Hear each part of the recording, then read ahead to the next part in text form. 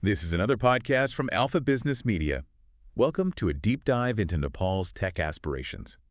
Now, on paper, it really seems poised for greatness. You've got this young, ambitious, English-speaking population, low labor costs, and it's strategically nestled right between India and China, two tech giants. Exactly. You'd think with global digitalization, IT outsourcing, this would be Nepal's golden ticket, right? A real chance for an economic leap. That's certainly the compelling vision, the narrative you often hear. But as we've explored, there's often this striking gap, almost a chasm, between that vision and the reality on the ground. Yeah. Time and again, these dreams of technological breakthroughs in Nepal, they've just been grounded by some really persistent systemic issues. Poor governance, political instability, and frankly, a glaring lack of coherent strategy. And nothing arguably embodies this problem more strikingly, more visibly Yeah. than the Kavrepalanchok IT Park. Oh, absolutely. Built at great expense, over 2 decades ago? And it remains completely empty. It's like this silent monument to lost opportunities and, well, dashed hopes. It really is. So the central question we're wrestling with today is, why? Why did this multi-million-dollar project become essentially a ghost town? Our mission in this deep dive is to explore the IT park's failure, but not just as an isolated incident, more as a symptom of these broader systemic problems. Right. We'll look at the disconnect between Nepal's progressive policies, the ones that look good on paper, and the real barriers investors face in practice. We're also going to uncover this surprisingly thriving yet largely hidden IT economy. It's kind of flying under the radar. It is, yeah. And finally, we want to present a concrete roadmap for reform, drawing on successful examples, lessons learned from neighboring countries. The goal really is to understand how Nepal can transition from these empty buildings to a truly vibrant, maybe even policy-proof tech ecosystem. Okay, let's unpack this then. We've established the Kavrepalanchok IT Park as this potent symbol. Let's dive into its chronicle. Tell us about the history there. Okay. The story of Kavrepalanchok, which is just outside Kathmandu, it really is a chronicle of systemic failure. It was completed way back in April 2003, cost around 270 million Nepalese rupees. That was about $2 million US back then. Right, so not insignificant. Not at all. Yeah. And the problem wasn't a lack of initial investment. The money was there. The real issue, the core failure, was in the subsequent management and operation, or rather, the lack thereof. So what happened right after it was built? Who was meant to kick things off? Was there an anchor tenant? Well, the park's early history is basically just a series of failures, unfortunately. IBM, the American corporation, they formally initiated its launch. Okay, big name. Huge name. But they left just 9 months after completion. 9 months, wow. Yeah. And shortly after that, a Dutch company, Java Software, also tried to set up shop. They didn't last long either, quickly leaving and moving their operations into Kathmandu city. Did they say why? They cited unspecified technical reasons. But look, these early departures happening so quickly, they already signaled serious problems, either with the infrastructure, the support systems, the management, or maybe just the general business environment wasn't right out there. So even with those early setbacks, you'd think lessons might be learned. Did the park just sit empty for years then, or were there other attempts to get it going? What about the more recent failure, the one in 2021? That sounded particularly bad. It did, and for over 14 years, yeah, there was virtual inaction. It just sat there. Then, in 2021, there was this glimmer of hope, a real sense that maybe things could turn around. The government signed a Memorandum of Understanding, an MOU, with a consortium. This involved Kathmandu University, KU, and 2 private Nepalese IT companies, Cloud Himalaya and Softtech Foundation. Okay, that sounds like a good mix. Academia and private sector. Exactly. The plan seemed simple, logical.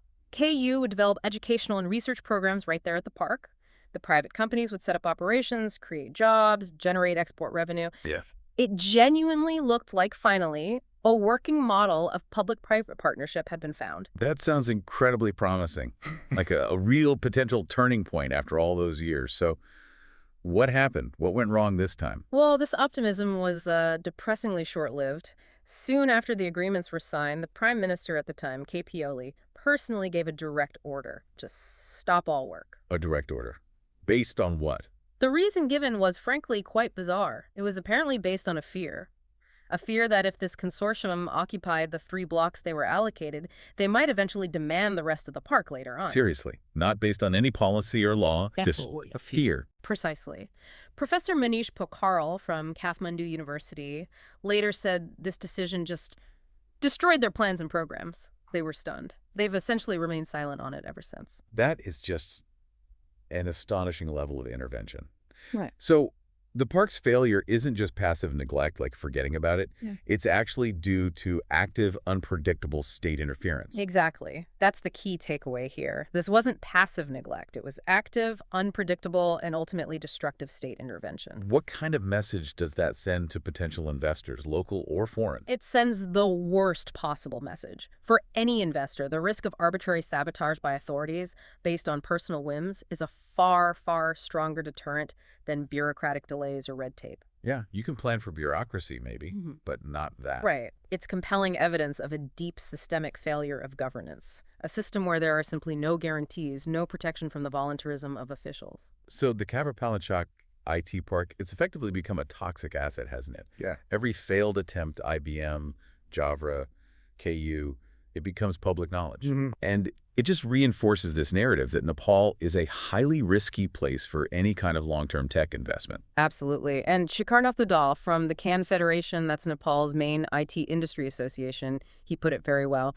He said, basically, whoever comes with the intention of working on this, they leave because of the government's lackadaisical approach. Lackadaisical feels like an understatement after hearing that story. Perhaps. But the point is, these empty buildings aren't just a missed opportunity anymore. They're active, negative advertising that undermines confidence and actively scares away new investors. It's a huge ongoing loss for the IT sector. Okay. Now, given that story, the IT Park saga, you might expect Nepal's broader tech policies to be equally problematic, right? You might think so. But when you actually look at the official documents, the laws, the policies, a surprisingly different picture emerges. What does the policy landscape actually tell us? Well, here's where it gets really interesting, as you said. It reveals what you could call a progressive facade. Nepal's IT ambitions aren't new at all. Way back in 2000, the IT policy aimed to place Nepal on the global IT map within 5 years. It declared IT a priority sector, envisaged tech parks, human capital development, all the right things. Okay, so the thinking was there early on. Yes. And later documents, like the ICT Policy 2015, expanded on this. They set ambitious targets: 90% broadband penetration, increasing ICT's share of GDP to 7.5% by 2020. Clearly, the intent was stated. And what about the current rules, the ones governing foreign investment right now? Are there specific incentives? The current framework, particularly the Foreign Investment and Technology Transfer Act of 2019, FITA, that actually looks even more attractive on paper. It offers some pretty impressive incentives. For instance, companies in special economic zones, SEZs, can get a full profit tax exemption for up to 5 years. Wow, okay. IT service exporters, they can get a 50% tax discount on their export income. There are customs privileges like duty-free import of necessary equipment and machinery. Sounds good. And they've also tried to simplify procedures. They established a one-stop service center, promised to process foreign direct investment applications within 7 days. Plus, just recently, in October 2023, they introduced an automatic online route for investments up to about $37.6 million US. And importantly, they waived the minimum investment threshold entirely for the IT industry. Okay, these policies sound incredibly promising on paper. Almost, too good to be true compared to the IT Park story. So what happens when an investor actually tries to navigate this, tries to put these policies into practice? Where does it break down? That's precisely it. That's where this carefully constructed facade just crumbles. Investors quickly run into a reality where these attractive laws don't actually function as intended. Despite declarations of a single window, the permitting process often remains incredibly complex, opaque. You need approvals from multiple agencies. Right. This creates significant delays. And frankly, it creates fertile ground for corruption. Let's be honest, Nepal ranks pretty low, 108th out of 180 on Transparency International's Corruption Perceptions Index. That tells you something. So we're definitely talking about a significant gap between the policy on paper and the implementation on the ground, the Kavrepalanchok IT Park being the textbook example. Exactly. It's the poster child for this gap. The government acting completely contrary to its own stated laws and strategies based on, personal whims in that case. So what's the main takeaway for investors then? If the policies look good, But the reality is messy. The main barrier ultimately is political risk. You have frequent changes of government in Nepal and a profound lack of institutional continuity. This means the rules of the game can literally change at any moment. For investors, particularly foreign ones needing stability, long-term planning becomes almost impossible in that kind of environment. It's what we've started calling policy schizophrenia. You have this modern pro-investment legal facade, but behind it, an archaic, unpredictable, often manually managed system where, unfortunately, personal connections and political loyalty can matter more than the actual law. That must create serious cognitive dissonance for anyone looking to invest. It does, because the attractive terms don't guarantee anything in practice. Investors, fundamentally, aren't afraid of laws. They're afraid of lawlessness, of unpredictability. Nepal's core problem isn't the absence of good laws on the books. It's the absence of the rule of law itself and the lack of strong, independent institutions capable of actually enforcing those laws consistently. Okay, so if that's the difficult reality of the formal system, Yeah. what does this all mean for Nepal's actual tech sector? Because you mentioned earlier, despite all these formidable challenges, there is this largely invisible but surprisingly vibrant IT scene. Yes, you've hit on a really critical point there. There's this huge discrepancy when you look at official IT export figures versus what people in the market estimate. How big a discrepancy are we talking? Well, for example, one study by the Institute for Integrated Development Studies, IITs, found IT services exports reached about 515 million US dollars back in 2022, which sounds pretty good, growing fast. Yeah. However, if you look at data from the Nepal Central Bank, the NRB, for the first 7 months of the current fiscal year, 2024-25, it shows a much, much more modest figure, around 92 million US dollars. Wow, that's a massive difference. Where is all the rest of that money coming from or going? Why isn't it showing up in the official numbers? The reason, overwhelmingly, is a massive gray economy. You have thousands upon thousands of freelancers, small companies, working directly with overseas clients. Okay. And to avoid the bureaucracy, the banking laws, the taxes, they often get paid through informal channels. It might be disguised as private remittances from relatives or just other unofficial methods. Right, so it just doesn't get logged as IT export revenue. Exactly. And this hidden economy, while showing resilience, has two really devastating consequences. First, it creates strategic blindness for the government. Without accurate data, officials completely underestimate the true contribution and, crucially, the potential of the IT sector. This leads to continued neglect, inadequate funding, bad policy. They don't know what they've got. Precisely. And second, the country misses out on millions, potentially hundreds of millions of dollars in tax revenue that could theoretically be reinvested in developing that critical infrastructure and education the sector desperately needs. So this hidden growth is phenomenal in a way, showing the inherent potential. But what are the fundamental challenges holding it back? What prevents it from evolving into a full-fledged, recognized high-tech industry? The constraints are pretty significant, unfortunately. Probably the most acute, maybe even existential threat is the brain drain. Ah, yes. Estimates suggest roughly 10% of IT graduates leave Nepal every year. In 2024 alone, something like 1.674 million people left the country overall. Not all IT, of course, but it shows the scale of immigration. Why are they leaving? Is it just money? Money is a big part of it. The average annual salary for an IT specialist in Nepal is only about 7,200 US dollars. But it's more than that. It's the lack of clear career prospects, the chronic political instability we talked about, the pervasive corruption and nepotism, and frankly, the dismal state of basic infrastructure. And beyond the human capital issue, the brain drain, what about that physical infrastructure needed for a modern digital economy? That's another major bottleneck. Unstable electricity supplies, power cuts are common, and slow, unreliable internet. These are huge obstacles for any tech company. Particularly outside the main city. Especially outside the Kathmandu Valley, yes. Only about 14% of rural areas even have internet access. How can you build a nationwide digital economy with that? And then there's the skills gap. Despite a large number of graduates coming out of universities, their training often doesn't quite meet what the market requires. University programs tend to be very theory-focused, less practical. So companies can't find the right people. Often, no. That IDEA study found 72% of IT companies in Nepal struggle to find qualified candidates, even with all the graduates. And if you connect all these dots, you see this really damaging, vicious cycle. How so? Well, the inefficient formal system, the bureaucracy, the instability, it pushes professionals and companies underground into the gray zone. Right. This prevents the government from recognizing the sector's true scale and potential, so they don't invest in it properly. That lack of investment, coupled with poor infrastructure and weak education systems, makes working in Nepal unattractive for top talent, which fuels the brain drain. Okay. The companies that remain then face talent shortages and continue to struggle with weak infrastructure, which in turn pushes them further into the gray zone just to survive and compete. And the cycle repeats. It's a real paradox, isn't it? Nepal is, in effect, unwittingly exporting its most valuable resource, its human capital, its young talent. And in return, it mostly gets remittances back, which are largely used for consumption, not for investment in long-term development, which just perpetuates the economic backwardness. It seems absolutely clear that a strategic transition is needed, moving from just exporting labor to exporting high-value digital services and products. Yeah. Now, here's what's fascinating and maybe hopeful. Nepal's challenges, while severe, aren't entirely unique. Neighboring countries like India, Bangladesh, they face similar hurdles, right? Bureaucracy, infrastructure deficits, needing to boost exports, and they found some effective solutions. But they did. They offer some very relevant models. So what's a realistic roadmap for Nepal? How can it break out of this cycle? Well, the absolute key, we believe, lies in a fundamental paradigm shift.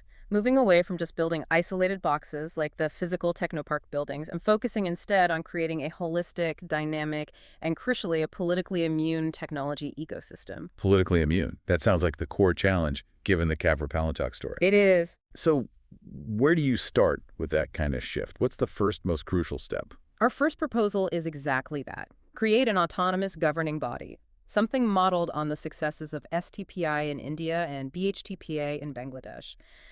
Look, direct government control, as we saw so vividly with Kavrepalanchok, has proven completely ineffective and, frankly, destructive. Yeah. Any long-term plans, any progress can be just wiped out by a single stroke of an official's pen based on political whim. To break this cycle, you need an institutional shield. Okay, so what would that look like in practice? We propose establishing something like a Nepal High-Tech Park Authority, let's call it NHTPA, through a special law. The key is that it must be independent and autonomous from direct political interference day to day. Its board should include representatives from relevant ministries, yes, but also crucially from private IT businesses and from leading technical universities. The next board. Exactly. To ensure a balance of interests, continuity of policy regardless of who's in government, and professional expert management focused on the sector's needs. You mentioned the Indian and Bangladeshi examples, STPI and BHTPA.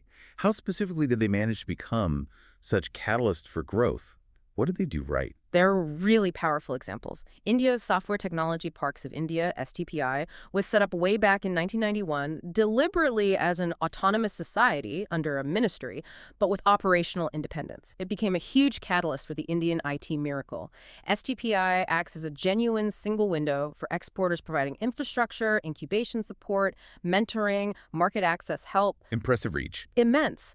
STPI-registered companies now account for something like 50% of India's total IT exports, which are in the hundreds of billions of dollars. And crucially, STTI didn't just focus on the big cities. They established 67 centers across India, and 59 of those are in smaller Tier 2 and Tier 3 cities, really promoting decentralized growth. Yeah, huge benefits. Exactly.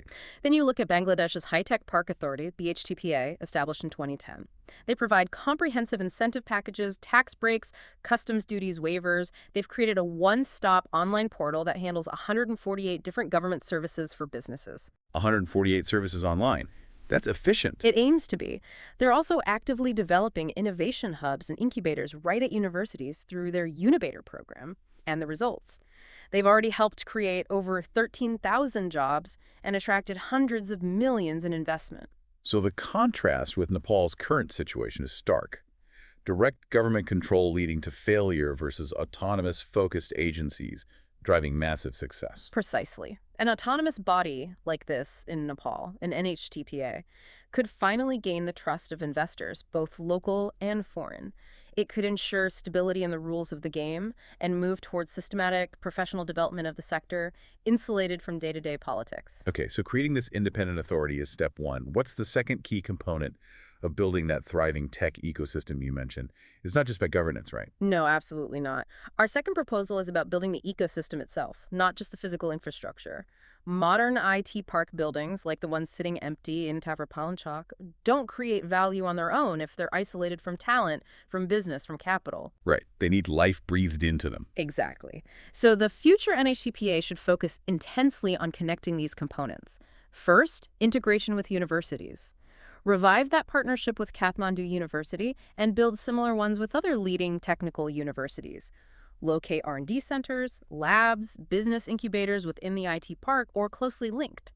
The NHTPA should actually fund joint educational programs, internships, collaborative projects, specifically designed to bridge that gap between academic theory and industry needs. And what else is crucial for this ecosystem, especially thinking about new ventures, startups, and just basic operational needs?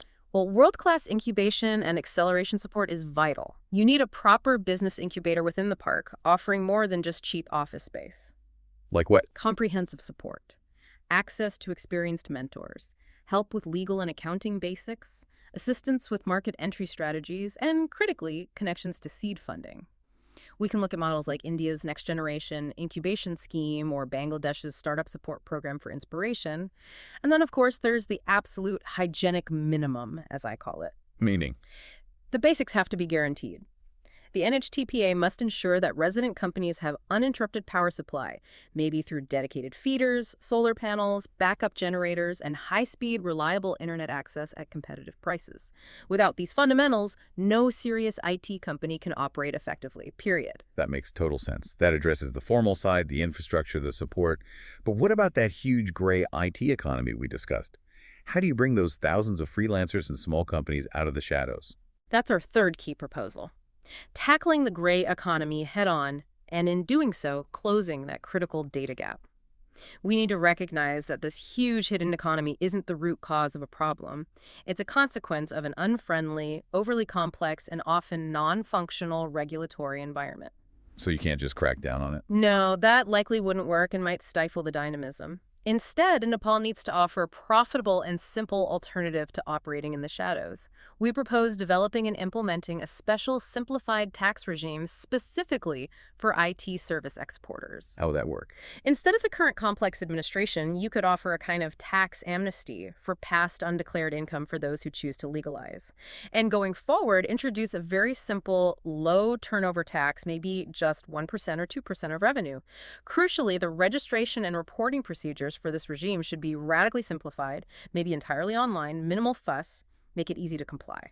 What would be the benefits? What are the expected results of doing something like that, both for the government and for the IT professionals? The upsides could be significant. For the government, they'd suddenly gain much more accurate data on the real size and scope of IT exports. This allows for genuinely informed strategic planning and policymaking. Plus, even at a low rate, it would generate additional tax revenues currently being missed. And for the companies and freelancers. For them, gaining legal status opens up huge opportunities. Access to formal bank loans for expansion, eligibility for government support programs, and maybe most importantly, it allows them to work with large international corporate clients who typically avoid engaging with gray or unregistered contractors due to compliance risks. It legitimizes them. Okay, that sounds like a win-win. Finally, let's circle back to brain drain. You called it an existential threat. It seems so hard to tackle directly. Can this brain drain actually be transformed into something positive for Nepal? That's the focus of our fourth proposal. Trying to strategically turn the brain drain into more of a talent circulation. Let's be realistic. Stopping the emigration of talented specialists completely isn't feasible in the near future. That requires years, maybe decades, of stable economic growth and improved quality of life. Right. So instead of just fighting against this tide, Nepal needs to learn how to work with it and ideally benefit from it. How do you benefit from your best talent leaving?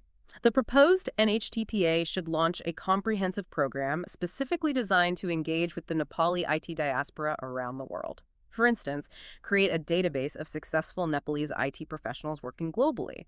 Then, actively engage them as remote mentors, consultants, maybe even guest lecturers for startups and students back in Nepal. Tap into their expertise virtually. So leveraging the global Nepali talent pool remotely, what about bringing their capital back, or even them? Exactly. We should also actively encourage the establishment of diaspora investment funds, venture capital funds, focused specifically on investing in promising Nepali IT startups, with capital raised primarily from the diaspora itself.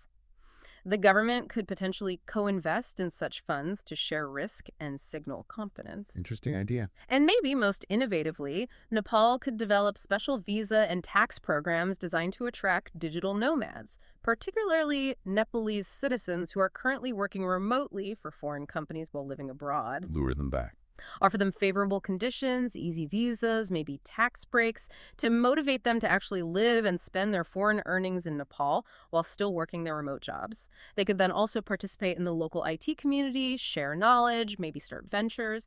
If you connect this to the bigger picture, this whole approach tries to harness the diaspora's knowledge, their experience, their networks, and their financial resources to accelerate the IT sector's development within Nepal. It's about turning what looks like a pure loss into a potentially valuable resource. What a journey we've been on looking at this. Nepal's dream of a tech future, so vividly symbolized by that empty Kavrepalanchok IT Park. It clearly remains elusive. Mm-hmm.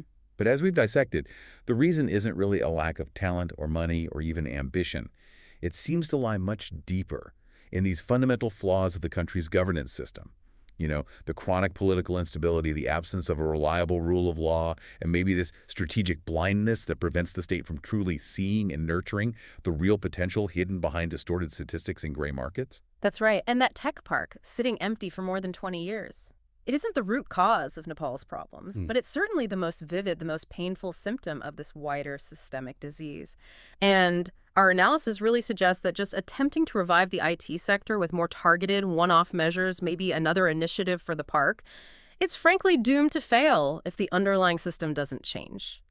A complete shift in the entire paradigm is necessary. The government has to stop trying to be this unpredictable, often capricious controller, constantly interfering in business processes based on shifting politics or personal whims. You come. Its true role, its effective role, should be to become a predictable, reliable, and efficient facilitator, creating the stable conditions, the level playing field, the supportive ecosystem in which private initiative, both local and foreign, can actually flourish. And achieving that, based on what you've said, requires a really bold, far-sighted political decision, doesn't it? It absolutely does. It means delegating the responsibility for developing this entire IT ecosystem, not just managing a building to a new, truly independent, professional, and properly empowered body. Like the NHTPA idea, modeled on the successes in India and Bangladesh. Yes. A body that's genuinely protected from the day-to-day political storms and singularly focused on long-term strategy, not short-term political gains. Its task, then, is not so much to build walls, but to build bridges. Beautifully put. Bridges between universities and businesses, between startups and investors, bridges to bring the gray economy into the legal framework, and crucially, bridges connecting Nepal to its vast, talented global diaspora. So if Nepal continues on its current path, well, its IT sector might still grow, driven by that inherent entrepreneurial spirit, but it'll likely stay largely in the shadows. The country will keep losing its best minds and missing out on this historic global opportunity for real technological breakthrough. Which raises an important final question for you, our listener. But what if? What if the kinds of reforms we discussed, the autonomous agency, the ecosystem focus, the smart tax policy, the diaspora engagement, what if they are implemented? Could Nepal finally turn its latent potential, that energy currently hidden in the gray zone, into a real, powerful driver of national economic growth within the next, say, 5 to 10 years? Could the Kavrepalanchok IT Park, after all this time, finally become a symbol not of failure but of a long-awaited, much-needed renaissance?